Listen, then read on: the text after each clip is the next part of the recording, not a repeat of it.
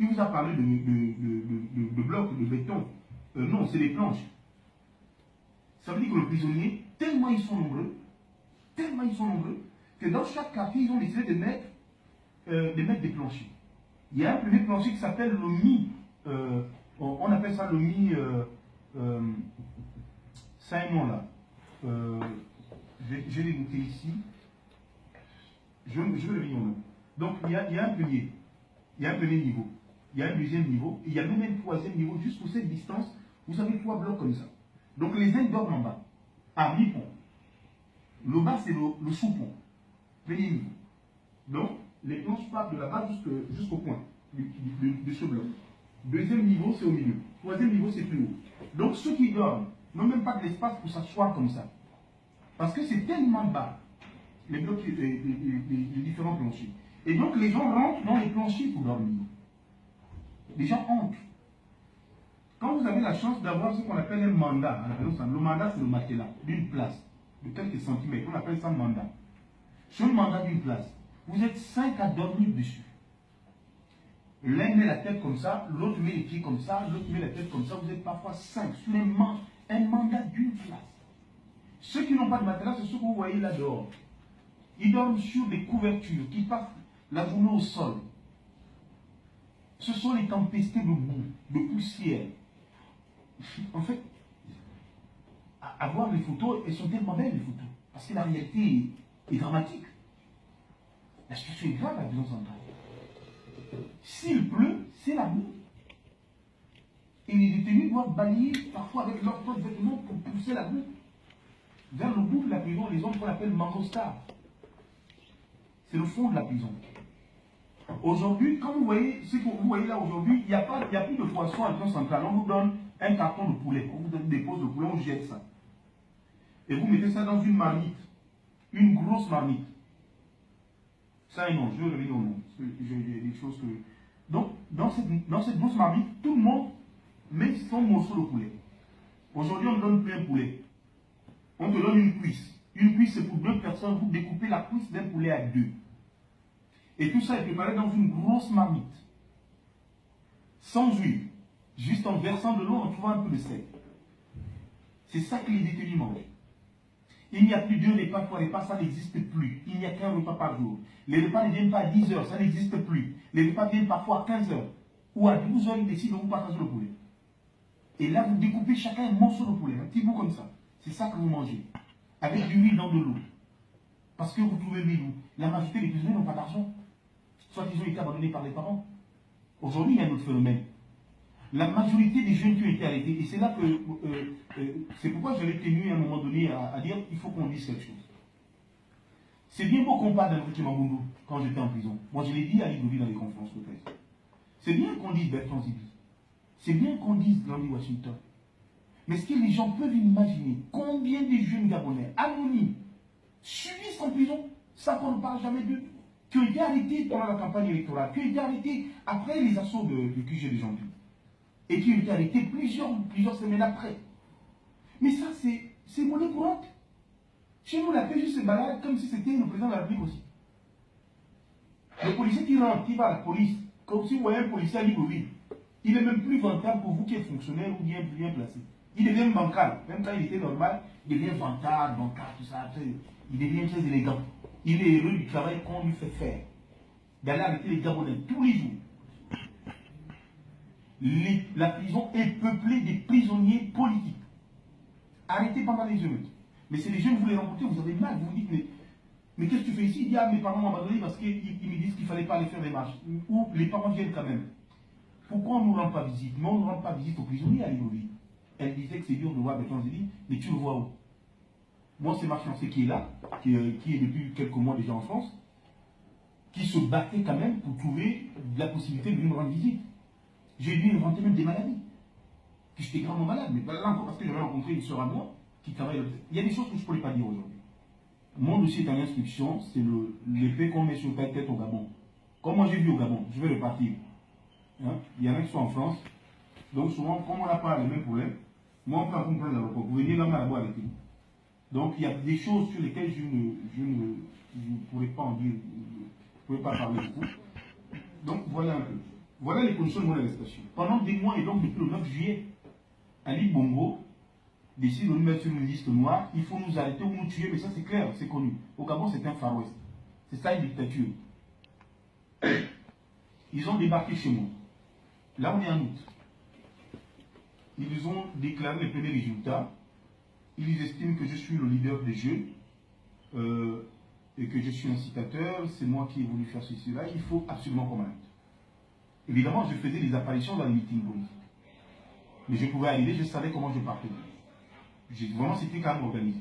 Je savais comment je quittais les lieux. Il y a tellement de coups chez nous que tu peux quitter une rue pour une autre tout en étant dans le maquis et une voiture qui attend de l'autre côté pour partir. Mais il n'était pas question pour moi, après le 9 juillet, de dire je ne vais pas faire la campagne contre Ali parce que j'ai peur de mourir. Même après qu'on ait tiré sur moi. Donc il y avait des apparitions. Dans toutes ces apparitions, il n'avait pas toujours pu m'arrêter. À un moment donné, c'était compliqué. Mais justement, je m'étais arrangé d'aller vivre dans le quartier où vit Ali Bongo. Ali Bongo vit dans Ngonji. Moi, je suis un enfant des quartiers défavorisés. Kingele, venez voir Smithos. Voilà mes quartiers. Mais quand j'ai compris comment le chercher, alors j'ai décidé d'aller louer pour sécuriser ma petite famille, justement dans le quartier d'Ali Bongo, parce que c'est le seul endroit où on peut me chercher. C'était vicieux, mais il fallait le faire. Alors j'ai trouvé la maison en Ngonji, un endroit où je n'ai jamais vécu dans ma vie. Mais il fallait que je sois dans Ngonji parce que c'est le seul endroit où je ne voulais pas me chercher. Alors j'ai trouvé un appartement dans un immeuble. Et là, je me suis dit, ok, là, moi, je sécurise ma famille. Le quartier, on a pu me voir où j'ai fait des réunions politiques. Là-bas, je peux passer mes journées vers minuit, 20h, 21h. Je sais comment je rentre après. Là où la maison, au moins, est en sécurité. Et j'ai vécu comme ça pendant des mois. Et puis, le jour où madame, mademoiselle, elle n'est pas mariée, mademoiselle Moroncho, la présidente de la Cour constitutionnelle, décide de délibérer de nouveau, ou du moins de confirmer le résultat qu'ils avaient planifié là. Il se passe que j'arrive, comme d'habitude, il y avait une voiture qui m'a enlevé. C'est moi qui animais, ou qui anime, du moins pour le moment, tous les rassemblements depuis que je l'ai lancé. À part lui-même, bien sûr. C'est moi qui organise. Donc, j'étais en pleine mobilisation en disant aux Gabonais, on ne peut pas baisser les bras. On est sorti le 31, ok, mais c'est pas fini.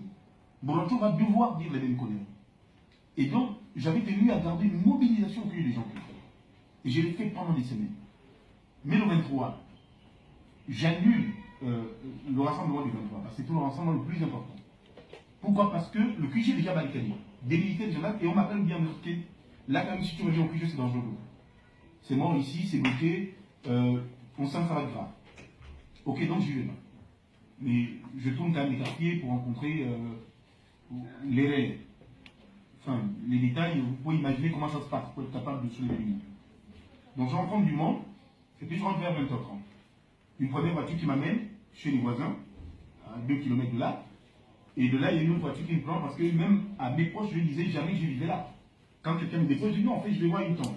Je vais dormir chez une tante parce que je ne suis plus sûr à Kingele ou bien en Kengo. Et c'était comme ça tous les jours. Donc même celui qui m'a amené, quand il a appris qu'on m'a arrêté, il ne savait pas que je vivais là. Mais c'est là que je vivais. Mais je sais qu'en temps, il y a eu des erreurs. Il y a eu peut-être une ou deux erreurs qu'on avait organisé un meeting dans le quartier pour janvier.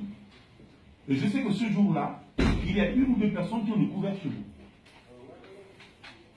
Ils viennent au meeting et moi, je leur dis, ok, mais j'arrive, je vais arriver au meeting. Mais le problème, c'est que ma fiancée, elle sort avant moi acheter du pain. Elle les rencontre, elle leur dit, ah, mais ok, mais ma fiancée a besoin de vous, donc elle les amène à la maison, mais ça, ils ne le savaient pas. Ce sont mes amis. Et là, déjà, j'ai peur. Je me dis, ah, il y a quelques personnes qui savent jamais, c'est dangereux. Et ces personnes seront arrêtées avant nous. J'imagine donc, c'est à cause de ces personnes qu'ils ont su enfin où j'habite et ils ont débarqué. 20h, je suis en train de rentrer chez moi. C'est le 23 septembre. Et on me dépose un premier endroit, ensuite un deuxième endroit, et je prends les pivots. On appelle ça comme ça chez nous des pistes, des raccourcis. Mais je ne savais pas que tout le quartier était fermé. Tout le quartier. C'est-à-dire que quelle que soit l'entrée que j'aurais pu prendre, il y avait au moins une vingtaine de militaires, en civil. Je vais donc plus loin et j'entre en prenant une route, en me disant c'est une piste, je vais arriver à la maison. La première chose qui me marque, c'est quand j'arrive vers chez moi, vers la barrière du domicile où je vis, je constate qu'il y a 2 personnes sous les arbres. C'est pas normal. Chez moi, c'est un quartier résidentiel, il n'y a pas des gens sous les arbres qui traînent à 20h, 21h. Ça n'existe pas. Sauf s'ils sont en train de partir, ou en train de rentrer, ou en voiture, et il ne peut pas y avoir 2 personnes sous les arbres. Et là, j'hésite, mais ce n'était pas suffisant. Il m'avait déjà vu. Alors je tente de prendre une autre piste que je ne connaissais pas. Le problème, c'est que c'est un quartier résidentiel, vous n'allez pas sur les voisins comme ça. Vous n'escaladez pas leurs barrières comme ça. Il n'y a pas de piste sur lesquelles vous pouvez rentrer comme dans les quartiers défavorisés. Et les gars avancent vers moi, et là je sens que, oui, ils viennent pour moi. Et là je cours. Je ne sais pas, je ne peux pas vous dire combien les barrières j'escalade. De toute façon, je deviens devenu spécialiste de sprint, puisque je ne faisais que ça maintenant. Et donc oui, j'étais relié à l'exercice. J'ai escaladé au moins 400 barrières, mais en passant quand même par chez moi. Mais tout ça sans savoir. Qu'en réalité, ils étaient chez moi depuis 9h du matin. Donc quand je sors à 8h30, ils me remplacent. Ils prennent ma fiancée en otage. Ils prennent l'enfant en otage. Ils bloquent quasiment tous les voisins de l'immeuble. Personne n'a le droit de sortir ou entrer. Parce que quelqu'un peut me prévenir. Et ça a duré toute une journée comme ça. Vous avez votre fiancé qui ne peut même pas se déplacer, même si elle veut aller dans les toilettes, il faut qu'on aille surveiller si vous allez dans les toilettes. Mais c'était comme ça toute la journée. Elle ne peut pas préparer. Comment tu prépares avec un militaire derrière qui est armé jusqu'aux dents, caboulé? Ils ont mobilisé quasiment un peu plus d'une centaine de personnes, de militaires. Ils ont réussi à m'arrêter, mais ils m'arrêtent pourquoi? Parce qu'en réalité, de l'immeuble, j'avais une façon de regarder le pays, mon environnement en me disant, ah, mais si on poursuit là, je peux escalader et je peux sauter de l'autre côté. Mais ce que je ne savais pas, c'est qu'en réalité, il y avait un grillage, une barrière, un grillage qui existe entre les maisons que je voyais à distance. Et c'est l'endroit que je suivais en me disant, je peux passer par là pour sortir là. Mais je me suis trompé. En arrivant, on voit que c'était un grillage. Et j'ai tenté d'escalader le grillage, ça n'a pas marché, il était déjà derrière moi. J'ai couru encore, mais cette fois, je sais que je n'étais pas à Timichos. Dans les quartiers, je pouvais facilement me cacher. Le mec, il a dit, dame-le, il a dit ça comme à Timichos il y a quelques mois. Et j'ai continué de courir. Il a dit, dame-le! Et j'ai entendu le bruit d'une arme qui fait caca derrière moi. Très franchement, là, j'ai quand même décidé de me coucher. J'ai compris que si j'avais raté des balles une première fois, ça ne pouvait pas arriver une deuxième fois. Et je me suis couché, ils m'ont pris. Et quelques kilomètres, il y a un qui disait à mon oreille, on va te tuer, tu vas mourir. Tu vas mourir. Et là, ils te mettent dans une voiture. Les populations ont tenté d'intervenir. Parce qu'à un moment donné, ils m'ont mis la cagoule, mais j'ai réussi, en bougeant, parce qu'ils m'ont mis les limotes, en enlevant la cagoule, parce que je voulais que les gens me voient. Sache que c'est moi qu'on a fait. Et j'ai crié, parce que j'avais compris quand même que là, on allait me tuer. Et ça crie quand même parce que il me tire au sol. Hein. Il ne me soulève pas. Il me tire comme ça au sol. On est à peu près à 500 mètres de la route. Et vers la route, il y a quand même des gens qui ont voulu intervenir, mais comme j'ai dit, c'est des quartiers résidentiels. Là-bas, il n'y a pas beaucoup de gens dehors. Et donc, il y a très peu de gens pour intervenir. Ils me mettent dans une voiture. La première chose, je pense, qu'ils me sauvent, et c'est pourquoi j'avais envie d'entrer les et de dire merci surtout. Et j'arrive à faire la relation lorsque je sors de prison, quand on me raconte tout ce qui s'est passé. C'est là que je comprends mon histoire. La voiture roule, et là, la roue explose. La roue de la voiture explose. Boum, une première. Et là, ils sont énervés. Ils appellent au Motorola. Il y a un véhicule qui arrive qui leur dit, ah non, on ne peut pas continuer avec vous. En réalité, il m'amène vers une base militaire de la GR qui existe en Bretagne. Parce que quand on vous met la cagoule, quand vous êtes tenté de soulever la tête à travers les vitrines de la voiture, en fait, quand vous passez sous les lampadaires, vous arrivez à voir là où vous êtes. Dès que vous passez sous les lampadaires, vous avez une image, vous avez une maison, des choses que vous allez identifier pour savoir vers où on vous amène. Mais chaque fois, il vous donne le crosse de l'arbre, il vous frappe, ou il vous pétine avec des rangers. Et là, on change de trajectoire parce que la roue se casse. Il vous amène dans une barrière, je ne sais pas quelle barrière, il pousse la barrière, vous êtes cagoulé. Vous savez juste que vous êtes dans une barrière, parce qu'il pousse la barrière, vous entendez le bruit, vous entrez, il vous amène sous dalle. Vous ne montez pas, vous descendez, donc vous savez que vous allez en dessous. Marche d'escalier, premier niveau, comme ça, c'est du béton. Vous avez à peine une lumière grosse collée au plafond, et ensuite marche d'escalier. Et là, je tombe sur un groupe de personnes. Quelqu'un de très fort au milieu, avec des gens bien gradés, sous la lumière. Ils te regardent comme ça pendant 10-15 minutes, personne ne parle, personne ne dit un mot. Jusqu'à l'instant où le monsieur très fort au milieu du gradé fait signe à l'un de vos, je ne sais pas comment il faut l'appeler, l'un des militaires qui me tiennent, qui va vers lui, qui revient, qui me donne des coups et qui me met à genoux. Et là, il décide de m'attacher au béton, là au plafond de leur sous-sol, avec des menottes.